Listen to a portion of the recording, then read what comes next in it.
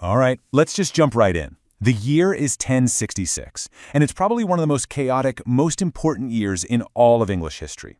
We're talking about a story with 3 kings, 2 invasions, and just 1 throne. And right at the very heart of it all is this incredible, brutal, and, well, ultimately tragic victory. It's a battle that cemented one king's legend, but it also might have been the very thing that doomed his entire kingdom. Imagine this. You're an invading king. You've brought your massive army. You are absolutely sure you're about to conquer a new kingdom. And this is the offer you get. That's it? That chilling line was the only land England's new king was offering the legendary Viking warrior Harald Hardrada. Basically, a promise of a grave. And man, did that set the stage for an epic showdown.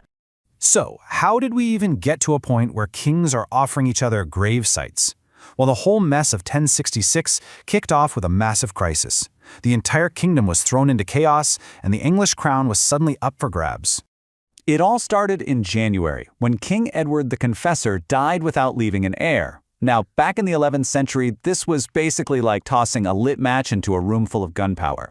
With no clear successor, every powerful guy in Northern Europe suddenly saw a chance to grab what was maybe the wealthiest throne in the West.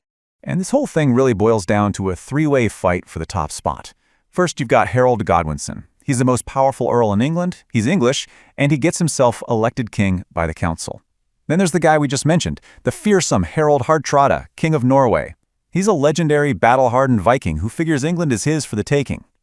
And finally, just waiting across the English Channel, is William, the Duke of Normandy, who was getting his own massive invasion force ready. So yeah, 1 throne, 3 very powerful, very ambitious men. This was never going to be sorted out with a polite conversation. So while the new King Harold is anxiously staring south, expecting William to invade at any moment, the first storm doesn't come from the south at all. It comes screaming in from the north. The Vikings had arrived. And let me tell you, they did not show up quietly. The Norwegian invasion fleet was just colossal. We're talking about a force of over 300 ships. That's thousands upon thousands of warriors landing on the English coast in September. This wasn't just some raid for treasure. This was a full-blown invasion. And this was a seriously formidable army. It was led by Hardrada himself and, get this, for a bit of family drama, King Harold's own exiled brother, Tostig Godwinson. They landed, completely smashed the local English army at a place called the Battle of Fulford, and then they took the great northern city of York. For King Harold down south, this was an absolute catastrophe. But Harold Godwinson wasn't the kind of king who just sat around and waited for things to happen. His response to this disaster in the north was, and I'm not exaggerating, nothing short of legendary. It was a desperate race against time that would end up defining his entire reign. Just think about the impossible situation he was in. He's in London with his army all gathered up and ready to fight off the Normans in the south. But now the immediate 5-alarm fire is hundreds of miles away in the north. He's literally caught between 2 invading armies. His only choice? He had to march, and he had to march like his life depended on it. He and his army had to cover a massive distance, about 185 miles, from London all the way up to Yorkshire.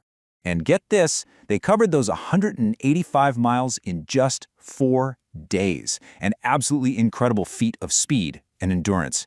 And what that meant was that the Vikings, who were busy celebrating up in York, had absolutely no idea he was coming. So, on September 25th, 1066, Harold's completely exhausted but incredibly determined army shows up at this little village called Stamford Bridge. The unsuspecting Norwegian army was just kind of chilling out, waiting for supplies. The element of surprise was total, and the stage was now set for one of the most brutal battles of the entire era. But right before the fighting kicked off, there was this one last incredible moment of family drama. King Harold actually rode out and offered to forgive his traitorous brother Tostig. He offered him all his lands and his titles back if he just switched sides. Tostig said no, the brothers were going to settle this in battle.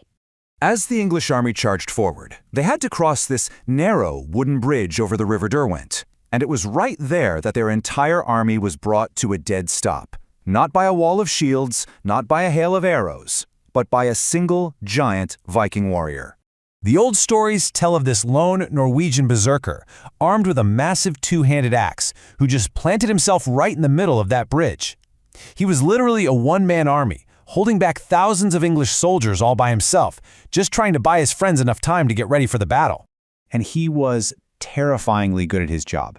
It said that this one man cut down more than 40 English soldiers who tried to force their way past him. I mean, that's an almost unbelievable feat of strength and skill. So, how do you beat a guy who seems unstoppable? You get clever. The English couldn't get past him, so they went under him. One of the English soldiers got into a small boat, floated under the bridge, and then thrust his spear up through the wooden planks, killing the giant from below. The hero fell, and the English army just poured across the bridge like a flood. And the main battle was absolute chaos. The English, running on pure adrenaline, just slammed into the Norwegian shield wall. Remember, the Vikings were caught totally by surprise, so a lot of them hadn't even brought their armor with them from the ships. It was a slaughter. King Harald Hardrada, the great Viking leader, took an arrow to the throat and was killed. Harold's brother Tostig was also killed in the fighting. The Viking army just completely fell apart.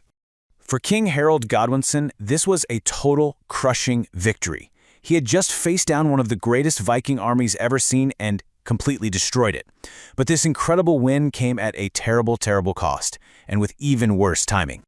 The scale of the defeat was just mind-boggling. Of that massive fleet of over 300 ships that brought the Viking army to England, only 24 were needed to carry the few survivors home. This was it. This was the end of the Viking Age in England.